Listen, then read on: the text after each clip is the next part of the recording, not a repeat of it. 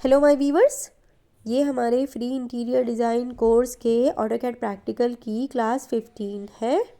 से पहले जितनी भी थ्योरी एंड प्रैक्टिकल की क्लासेस हो चुकी हैं उन सब की वीडियोस चैनल पर अपलोडेड हैं। आई एम श्योर आप लोगों ने वो वीडियोस देख ली होगी। इन केस नहीं देखी है तो आप वो वीडियोस ज़रूर देखिएगा, वो बहुत बहुत इंपॉर्टेंट हैं। ठीक है, उनके बेसिस पे नोट्स बनाइएगा और ऑटोकैड की प्रैक्टिस कीजिएगा। आपका कोई पॉइंट हो, कोई क्वेरी हो तो आप मुझे कमेंट कर सकते हैं या फिर आप मुझे गिवन व्हाट्सएप नंबर पे भी कांटेक्ट कर सकते हैं। ठीक है, तो वीडियो स्टार्ट करते हैं।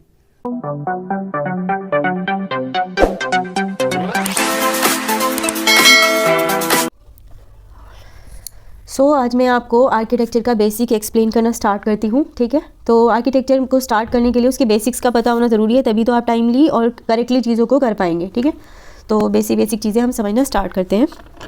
सबसे पहले ये देखते हैं कि ये वॉल है हमारी। ठीक है, तो बेसिक चीज़ों में सब ये है आपकी 9 इंचज़ की वॉल। ठीक है, फीट इंचज़ में बात करें तो ये है आपकी 9 इंचज़ की, और अगर मैं mm में बात करूँ तो ये है 230 mm की। ठीक है, तो प्रीफरेबली mm में काम करते हैं क्योंकि आप एक एक mm काउंट कर सकते हो, बहुत प्रीसाइजली करेक्ट ड्राइंग बना सकते हो आप। अगर फीट इंचज़ में बात करते हैं तो उसमें कहीं ना कहीं वो 1 mm 2 mm का कहीं ना कहीं थोड़ा सा मिस्टेक हो जाता है, तो फिर उसमें सूत में आना पड़ता है, तो वो और मुश्किल हो जाता है। ठीक है ना, तो लेकिन जितनी भी इंजीनियरिंग ड्राइंग है वो मोटी मोटी आपको फीट इंचज़ में ही बनानी पड़ेगी। तो इससे ये है कि आपको दोनों ही यूनिट्स का पता होना बेहद ज़रूरी है। तो 9 इंच की आपकी 9 इंच फीट इंचज़ में और 230 mm में ये है आपकी आउटर वॉल। तो आउटर वॉल कौन सी है? जितनी भी पेरिफेरियल वॉल है, जितनी भी एक्सटर्नल वॉल है जिन पे लोड आता है। वॉल एक्चुअली हमारी दो तरह की होती है, एक होती है लोड बेयरिंग, एक होती है non load bearing. Load bearing non load bearing में क्या डिफरेंस है कि आजकल आपने ऑब्जर्व किया होगा कि कॉलम्स वाला स्ट्रक्चर बनता है, तो सारे लोड कॉलम पे डिवाइड कर देते हैं। जैसे ऐसे करके बनाते हैं ना कि एक कॉलम ये बन गया, एक कॉलम ये बन गया, ये 2 कॉलम बन गए। इनका साइज़ कुछ भी हो, साइज़ स्ट्रक्चर के हिसाब से बनता है। ठीक है, तो इसमें जो आप वॉल लगाएंगे आप, वो ये लग गई। ठीक हो गया, तो ये जो लोड आ रहा था इधर, ये इस वॉल पे नहीं, ये इन कॉलम पे ट्रांसफ़र हो गया। तो यहाँ पे वॉल सिर्फ आपका पार्टीशन का काम करती है, इसका और कोई मेजर रोल नहीं है यहाँ पे, क्योंकि रोल सारा लोड वाला कॉलम ने ले लिया है आपका। एक होती ये है आपका नॉन लोड। ठीक है, नॉन लोड बेयरिंग। सिमिलरली एक होता है लोड बेयरिंग स्ट्रक्चर, उसको भी समझते हैं क्या होता है। इसमें आपके कॉलम हो भी सकते हैं और नहीं भी हो सकते, लेकिन अगर वो है तो वो इतनी दूर होंगे कि तभी भी सारा लोड आपके वॉल पे ही आएगा, या इसमें कॉलम होते ही नहीं है, कुछ इस तरह का होता है, तो आपका ऑल टुगेदर में सारा लोड आपकी वॉल पे आएगा। ठीक है, तो ये है आपका लोड बेयरिंग, ये सारा लोड आपके इस वॉल पे आएगा। इसमें ये कॉलम हो भी सकते हैं और नहीं भी हो सकते हैं, दोनों ही पॉइंट है। ठीक है, तो ये है आपका लोड बेयरिंग। अच्छा, जो आप प्लान में वॉल बनाओगे उसके ऊपर जो हैच करते हैं वो करते हैं ये वाली लाइंस में। ठीक है, ये है आपका ब्रिक वॉल का हैच, ये देखो ये है आपका ब्रिक वॉल का हैच, यानी आप ब्रिक वॉल अपनी जो है वो सेक्शन में दिखा रहे हो, कटी हुई दिखा रहे हो। अभी मैं इस पॉइंट पे भी वापस आती हूँ, उसको एक्सप्लेन करती हूँ। ठीक है, तो जितनी भी आपकी एक्सटर्नल वॉल है वो है आपकी 9 इंचज़ की, और इंटीरियर वॉल अब डिपेंड करती है कि किस चीज़ की बना रहे हो। प्रीफरेबली हम ये करते हैं इंटीरियर वॉल को हम, क्योंकि मोस्टली हमारा नॉन लोड बेयरिंग स्ट्रक्चर होता है, तो इसे पार्टीशन वॉल कंसिडर करते हैं। जो 4.5 इंच की आपकी वॉल होती है, तो वो आपकी बस पार्टीशन के लिए होती है, उसमें लोड एज सच कुछ आता नहीं है, और इन केस उस पर कुछ लोड आ रहा है तो फिर आप उसको 9 इंच की बनाओगे। ये एक पॉइंट आपको ध्यान में रखना है। ठीक है, अब एक पॉइंट ये हो गया। अब दूसरा देखिए, एक होता है प्लान। ये पॉइंट आपका इंटीरियर के लिए भी वैलिड है और एक आर्किटेक्चर के लिए भी वैलिड है। प्लान क्या होता है? जो आप टॉप से देख रहे होते हो, टॉप व्यू। इसका मतलब क्या है कि आप यहाँ ऊपर खड़े हो और ऊपर खड़े होकर सिर्फ यहाँ देख रहे हो, तो आपको इधर उधर की सराउंडिंग की कोई चीज़ें नज़र नहीं आएगी, सिर्फ टॉप नज़र आएगा। फॉर एग्जांपल आप ये देखिए, डिस्क देखो, इसका ये टॉप है, ये साइड है। ठीक है, तो अगर मैं आपसे कहूँ इसका टॉप व्यू बनाइए तो सिर्फ आप ये बनाओगे, एक ये रेक्टेंगल। अगर मैं आपसे कहूँ इसका 3D व्यू दिखाओ तो 3D व्यू में आप ऐसा दिखाओगे कि ये इसकी विड्थ भी है, इसकी डेप्थ भी है, इसकी विड्थ, इसकी डेप्थ, इसकी हाइट, ये दिखाओगे आप। ये देखो, ये है ना आपका, तो ये आप इसकी विड्थ भी दिखाओगे, इसकी डेप्थ भी दिखाओगे, इसकी हाइट भी दिखाओगे, तो ये हुआ आपका 3D व्यू। ठीक है, अगर मैं आपसे कहूँ सिर्फ आप मुझे इसका प्लान बना के दो, तो प्लान में क्योंकि ये मेरा सीधा है, इसका मैं ये मान रही हूँ कि जो भी इसका सीधा है, लेट्स सपोज ये सीधा है, तो आप बिल्कुल यहाँ खड़े हो ऊपर और यहाँ से इस टॉप पे देख रहे हो तो आपको एक ये रेक्टेंगल नज़र आएगा, साइड का कुछ भी नज़र नहीं आएगा, ठीक है। तो ये है इसका टॉप व्यू। अब इसे टॉप व्यू भी कहते हैं और इसी को ही प्लान कहते हैं। प्लान मीन्स टॉप व्यू, ये अंडरस्टूड है। मैं अब आपको ये पेंसिल का एग्जांपल देती हूँ कि ये आपके पास में एक पेंसिल है, अब आप इसका टॉप व्यू बनाइए। अब इसका टॉप व्यू क्या है, आप इसको जिधर से भी ये सीधी है, इधर से सीधी है या इधर से सीधी है, मैं दोनों तरफ से बताती हूँ कि ये अगर इधर से सीधी है तो आप यहाँ देख रहे हो तो आपको सिर्फ ये सर्कल दिखेगा, आपको ये कुछ भी नहीं दिखेगा। तो ये है इसका टॉप व्यू, ये है इसका प्लान। अगर आप यही इधर से देख रहे हो तो अब देखिए आपको क्या क्या दिखेगा, आपको एक ये टिप दिखेगी और एक ये बड़ा डाया भी दिखेगा। तो अगर इस केस में आप देख रहे हो ये, तो सिर्फ ये छोटा सा सर्कल हुआ इसका प्लान। और अगर आप इधर से देख रहे हो तो एक ये हुई टिप, एक ये भी तो सर्कल ही है छोटा सा, और एक ये हुई टिप। तो यानी अगर मैं इधर से टॉप व्यू देख रही हूँ इसका, तो ये एक छोटा सा और एक ये इसकी टिप है और ये इसका ये वाला डाया है। तो आपको ये दिखा, समझ में आया, ये होता है प्लान। अब बात करते हैं, यही होता है टॉप व्यू, यही होता है प्लान। अब मैं बात करती हूँ आपसे एलिवेशन की। एलिवेशन क्या होता है, जो आप सामने से खड़े होकर देखते हो, ठीक है। यानी कि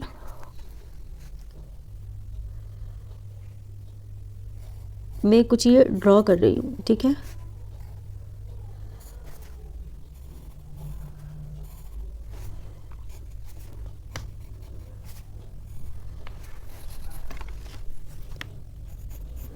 ये मैं शेड इसलिए डाल रही हूँ ताकि आपको चीज़ें समझ में आए कि ये फेस अलग है और ये फेस अलग है, क्योंकि आगे चल के सबसे ज़्यादा कन्फ्यूजन इसी में होगा कि क्या प्लान है क्या एलिवेशन है। उस टाइम पे हमारे लिए ये समझ में ही नहीं आएगा तो हम कर भी नहीं पाएंगे, ठीक है। यहाँ पे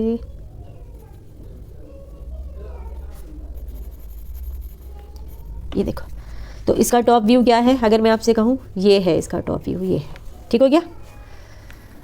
तो ये हो गया इसका प्लान। अब ये कैसा है शेप, रेक्टेंगल। तो इसका प्लान की बात करूँ तो ये हो गया इसका प्लान, ठीक है। अब बात करते हैं इसके एलिवेशन की। एलिवेशन हम यहाँ खड़े हैं, इस बार हम ऊपर से देख रहे थे, हमारी आंख सिर्फ ऊपर से देख रही थी, इस बार हम बिल्कुल सामने खड़े हैं। सिमिलरली ये केस में जैसे अभी हम यहाँ देख रहे थे, अगर ये इसका टॉप था तो इस बार मैं यहाँ खड़ी हूँ और यहाँ देख रही हूँ, ना मुझे इधर का नज़र आ रहा है ना इधर का नज़र आ रहा है, सिर्फ और सिर्फ ये नज़र आ रहा है। तो इसका एलिवेशन बनाना होगा तो मुझे क्या बनेगा, सिर्फ ये वाला पतला सा लीनियर सा एलिवेशन, यानी कि एक ये लाइन बस, ठीक है। तो इससे समझ में क्या आया कि एलिवेशन के लिए आपको क्या मिलता है, एक उसकी लेंथ मिलेगी एलिवेशन से, ये कितनी है, और एक मिलेगी ये हाइट।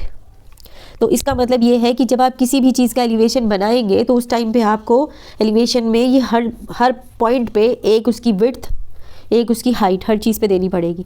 इसी तरह प्लान में भी आपको ये वाली डायमेंशंस मिल जाएंगी, ठीक है। ये वाली डायमेंशंस आपको प्लान से मिलेगी। अगर ऐसा प्लान है तो इसका डाया मिलेगा। इसका एलिवेशन क्या होगा, इसका एलिवेशन क्या होगा, इसका एलिवेशन होगा ये वाला फेस, ठीक है। तो इसका एलिवेशन होगा ये वाला फेस, ठीक हो गया। तो इसकी भी आपको वही सेम ये हाइट भी देनी पड़ेगी, ये विड्थ भी देनी पड़ेगी। अब इसमें और क्या क्या आ रहा है इस एलिवेशन में वो भी हम आगे डिस्कस करते हैं। तो ये हुआ प्लान, ये हुआ इसका एलिवेशन, ठीक। अब इसका एलिवेशन में भी हमारे पास होते हैं 3-4 तरह के एलिवेशन होते हैं, वो सारे डिस्कस करते हैं। पहला होता है फ्रंट एलिवेशन, यानी मेन एलिवेशन जो होता है आपका, लेट्स से ये आपका फ्रंट एलिवेशन है तो ये। इसके बाद इसका साइड एलिवेशन ये, ठीक है। रियर एलिवेशन यानी ये। बहुत सारे केसेस में जब बिल्डिंग की बात करते हैं तो बिल्डिंग में बैक एलिवेशन भी उसे रियर एलिवेशन ही कहते हैं, तो वो भी बहुत इंपॉर्टेंट होता है क्योंकि रियर में क्या आ रहा है, साइड में दिखाना पड़ता है, क्योंकि साइड में अदर्स की प्रॉपर्टी भी होती है। तो साइड एलिवेशन भी इक्वली मैटर करते हैं क्योंकि वहाँ पर आपका वेंटिलेशन का पॉइंट देखना होता है, ठीक है। तो ये होते हैं आपके एलिवेशन। अब इससे भी इम्पॉर्टेंट है सेक्शन। तो अभी आपने देखा प्लान, ये है आपका एलिवेशन, ठीक है, और एक होता है सेक्शन। अब सेक्शन समझते हैं क्या होता है। ये सबसे तीनों ही बहुत इंपॉर्टेंट है। सेक्शन होता है कि आपने सर्टेन हाइट से अपनी बिल्डिंग को, अपने ऑब्जेक्ट को कट कर दिया। It might be A pencil और ए बिल्डिंग, वट एवर। तो लेट्स से कि ये मैं अभी इस ब्लॉक की बात कर रही हूँ, तो इसे मैं कितनी तरीके से काट सकती हूँ। ये देखो, जैसे ही आप इसके काटने की डायरेक्शन बदलोगे इसकी चीज़ें खुद ब खुद बदल जाएंगी। आप इसे ऐसे भी कट कर सकते हो, तो ऐसे कट करोगे तो कट ऐसे लगेगा बेसिकली, मतलब ये डेप्थ भी कटेगी, ये विड्थ भी कटेगा, तो आप इसे ऐसे भी काट सकते हो और ऐसे भी काट सकते हो वर्टिकली। आप इस पेंसिल को थ्रू एंड थ्रू भी काट सकते हो और ऐसे भी काट सकते हो, समझ में। तो अगर ऐसे काटोगे, देखो ऐसे काटोगे तो आपको क्या दिखेगा, अंदर का स्ट्रक्चर में ये इसका रिफिल दिखेगा और ये इसका पूरा होल दिखेगा वुडन का, ठीक है। तो वो डाया दिखता चला जाएगा। अब वहाँ पे सेक्शन में आपको टेक्सचर दिखाना पड़ता है, इसीलिए टेक्सचर इंपॉर्टेंट होते हैं।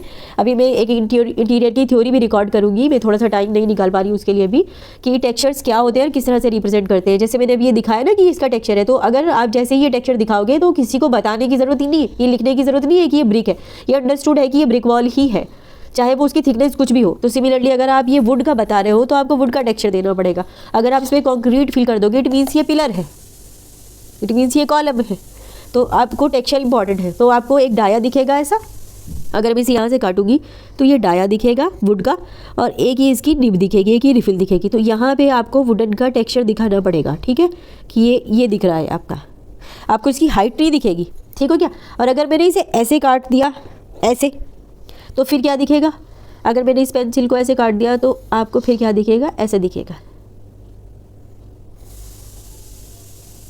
ये निब दिखे, ठीक है।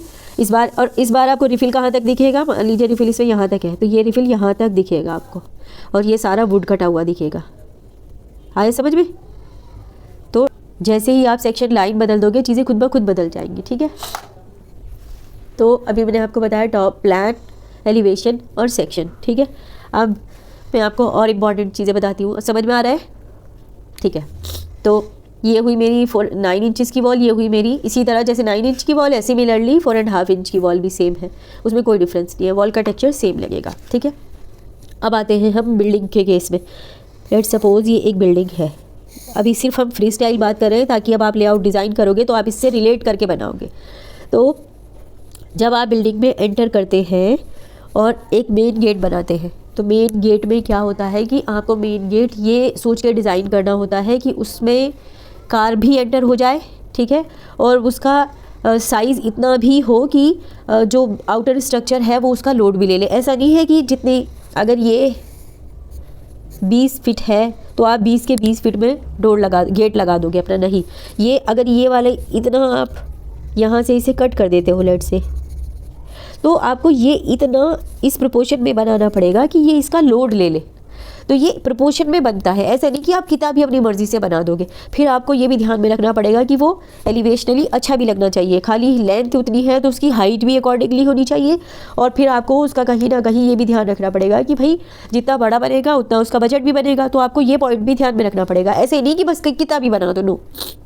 तो लेट्स से कि आपका, अगर आप कार पार्किंग के लिए 10 फीट या कार पार्किंग के लिए 10 फीट या 15 फीट या 18 फीट या 12 फीट का जितना भी डोर बना रहे हैं, तो आपको सबसे इंपॉर्टेंट ये है कि आपका ये साइडों का स्ट्रक्चर इतना हो कि ये लोड ले ले, ठीक हो गया।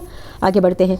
अब जब आप यहाँ पे अंदर आएंगे तो देखेंगे कि अब आप रूम डिवाइड करेंगे ग्रेजुअली, जैसे ऐसी चीज़ें आएंगी मैं एक्सप्लेन करती चली जाऊँगी, ठीक है। देखिए जैसे आपने रूम बनाया, तो अब रूम में आपको सबसे पहले एक बात ध्यान रखनी है, साइज़ ऐसा नहीं कि कुछ भी बना देंगे पूरे प्लॉट में, नो। साइज़ इसका ऐसा बनेगा कि आपको इसमें एक तो बेड लगाना होता है, ठीक है। बेड कितना होगा, 6x6 का सबसे छोटा बेड होता है, लेकिन आजकल जैसे जैसे लोग कंफर्ट लेवल चेक करते हैं तो 6x6 का बेड कोई भी नहीं डलवाता। बेड अलग अलग साइज़ के आते हैं, kid size, normal size, king size, queen size, ये आते हैं। तो वो 7x6, 7x7, 8x7 ऐसे, ठीक है। और इससे भी बड़े आते हैं, और कस्टमाइजेशन तो फिर एक डिफरेंट थिंग है। तो एक स्टैंडर्ड लेके चल लेते हैं कि भाई 6x6 का तो आप एक बेड भी लगाओगे, ठीक है। अब बेड के साथ में एक साइड टेबल भी लगाओगे। साइड टेबल कितनी होती है, मिनिमम होती है 1.5 फीट की, यानी कि 450 mm, ठीक है। तो ये 450 mm की एक बेड की टेबल, साइड टेबल हो गई इधर भी, ठीक हो गया। बेड लगाओगे, अब बेड के साथ में एक आपको वार्डरोब भी चाहिएगी, ठीक है। ये इधर कुछ वार्डरोब भी चाहिएगी। अब अगर वार्डरोब, ये साइजेस आपके कुछ फिक्स हैं। वार्डरोब जो है वो आपकी 2 फीट की डेप्थ होगी उसकी, ठीक है। तो 2 फीट की आपकी अगर वार्डरोब है तो अब उसके शटर्स खुलने के लिए भी आपको जगह चाहिएगी। तो अब ये देखना पड़ेगा कि शटर 2 फीट चौड़ा तो नहीं होगा, कितना होगा, लेट से 1 फीट का भी हो सकता है, 1.5 फीट का भी हो सकता है, ये एलिवेशन पे डिपेंड करता है। तो आपको बेड के साइड में इतनी स्पेस छोड़नी पड़ेगी कि उसका शटर खुल जाए, आप इजीली उसे एक्सेस कर सको, ठीक हो गया। अब आप अपने बेडरूम में और क्या लगाओगे? इसके अलावा आप या तो स्टडी लगाओगे या तो टीवी यूनिट लगाओगे या दोनों लगाओगे। तो ये आपको आपके क्लाइंट की नीड पे डिपेंड करता है। और अगर आपको कोई ये कहे आप खुद डिज़ाइन कीजिए तो आप मैक्सिमम स्पेस सर्च करोगे, जबकि आपको साइजेस पता हो। तो टीवी यूनिट का भी अगेन आप एटलीस्ट उसे यहाँ से 450 mm डीप तो बनाओगे ही, यानी कि 1 फीट 6 इंच, 1.5 फीट वाइड, ठीक है, ताकि ऊपर की कितनी भी बने, नीचे की जो स्टोरेज बनेगी वो इसमें बनेगी। सिमिलरली जो आपका स्टडी टेबल होता है वो 1.5 फीट में काम नहीं करेगा, वो 2 फीट का होना चाहिए, क्योंकि टेबल पे आप लैपटॉप रखोगे, कीबोर्ड रखोगे, काम करोगे, आप थोड़ा ऐसे हाथ फैला के काम करते हो, कभी भी हम ऐसे थोड़ी करते हैं बस। तो आपको ये चीज़ें पता होंगी तब आप काम करोगे। तो रूम हमारा इतना स्पेशियस होना चाहिए कि उसमें सारी चीज़ें प्लान कर सकें हम। अगर तो स्पेस कम है फिर तो बात ही अलग है, फिर आपको उसके हिसाब से चीज़ें एडजस्ट करनी पड़ेगी, ठीक हो गया। अब रूम के डोर की बात करते हैं। रूम का जो डोर है वो बनेगा मिनिमम 3 फीट, ठीक है, यानी कि 900 mm का आपका डोर बनेगा, ठीक है। अब जैसे ये अगर आपका कमरा था, ठीक है, ये अगर आपका वो बेडरूम है और यहाँ पे आपको डोर लगाना है, ये मैं कह रही हूँ कि ये 3 फीट का होना चाहिए। तो ऐसा नहीं है कि आप उसे यही कॉर्नर से शुरू कर दोगे, नो, आपको यहाँ पे एक स्पेस छोड़ना पड़ेगा, एक निब छोड़नी पड़ेगी। ये किस लिए, ये क्या होती है कि अगर आप बिल्कुल कॉर्नर से शुरू कर, ये पहले इसका साइज़ बता देती हूँ। ये होनी चाहिए 6 इंच होनी चाहिए, ठीक है, 6 इंच, और कम से कम अगर ये नहीं मिल रही है तो 4 इंच, लेकिन 6 इंच होनी चाहिए। जब आप 6 इंच देखोगे जब ही निकलेगी चीज़ें, पहले कम में ना चलो, वो तो लीस्ट ऑप्शन फिर हर जगह वैलिड होते हैं। इसके पीछे पॉइंट क्या है? इसके पीछे पॉइंट ये है कि कॉर्नर यहीं से ही निकलने शुरू हो जाएंगे। फिर आपका फ्रेम लगेगा, फ्रेम कहाँ लगेगा? वो दीवार में लगेगा, यहीं से ही वो झड़ना शुरू हो जाएगा। तो हमेशा डोर लगाने से पहले एक निब देखो उसकी। वो अगर ये दीवार इधर लग रही है, आपको डोर इधर फ्लश करना है तो निब इधर लगाओ। अच्छा, डोर हमेशा कैसे लगेगा? ऐसे लगेगा डोर, ठीक हो गया। इसका मतलब क्या है? जैसे आपने ये लगाया डोर, ठीक है, अब इनके मतलब भी समझते चलो। जैसे ये डोर लगाया अब आपने, ठीक हो गया। इसका मतलब ये है कि ये है आपका शटर, ठीक हो गया। यहाँ आके आपका शटर रुकेगा। बेसिकली शटर तो ये है, तो ये शटर ऐसे घूमेगा और यहाँ आके रुकेगा। जब आप डोर खोलोगे तो शटर यहाँ आके रुकेगा, इतनी गैप मिलेगी दीवार से आपको, ठीक है। ये क्या है? ये जो हम दिखा रहे हैं, ये उसकी ओपनिंग मार्क दिखा रहे हैं हम कि इतने एरिया में कुछ भी नहीं आ सकता। अगर आया तो डोर वहाँ पे अटक जाएगा, ठीक हो गया। तो ये है डोर, हमेशा ये नहीं बनाओ। अब ये बात आती है विंडो के केस में भी। तो जब हम विंडो लगाएंगे तो आप विंडो यहाँ से नहीं लगा सकते बिल्कुल भी। आप विंडो या तो सेंटर से लगाएंगे, लेकिन अगर आपको मैं कहूँ कि बिल्कुल छोटी से छोटी जगह लो तो आप एक निब छोड़ोगे। अब उस केस में निब डोर के और विंडो के केस में अलग हो जाती है। यहाँ पे आपको इस विंडो का मतलब पहले समझो क्या होता है। विंडो, अगर मैं आपसे कहूँ कि मुझे एलिवेशनली विंडो बना के दिखाओ,